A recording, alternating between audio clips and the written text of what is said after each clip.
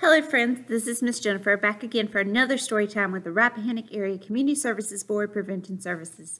Today we're going to read a fun new book, When I Was Young in the Mountains.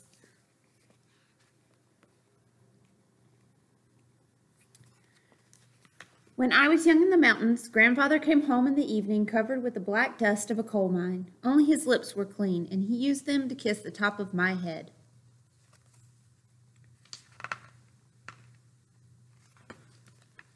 When I was young in the mountains, Grandmother spread the table with hot cornbread, pinto beans, and fried okra. I love fried okra. Later, in the middle of the night, she walked through the grass with me to the Johnny house and held my hand in the dark. I promised never again to eat more than one serving of okra. Oh. When I was young in the mountains, we walked across the cow pasture and through the woods carrying our towels. The swimming hole was dark and muddy, and we sometimes saw snakes, but we jumped in anyway.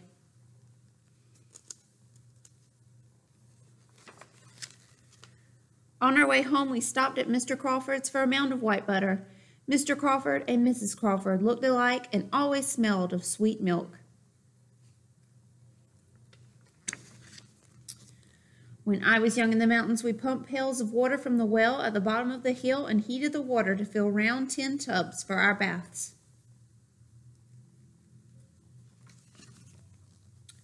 Afterward, we stood in front of the old black stove, shivering and giggling while Grandmother heated cocoa on top.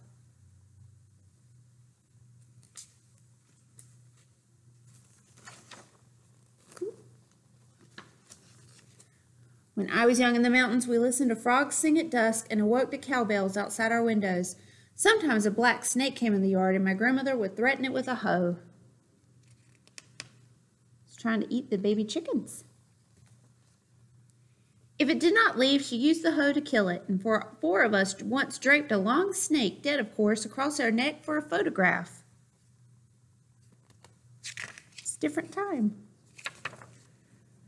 When I was young in the mountains, we sat on the porch swing in the evenings, and Grandfather sharpened my pencils with his pocket knife. Grandmother sometimes shelled beans and sometimes braided my hair. The dogs lay around us, and the stars sparkled in the sky. A bob white whistled in the forest. Bob, bob, bob white. When I was young in the mountains, I never wanted to go to the ocean, and I never wanted to go to the desert.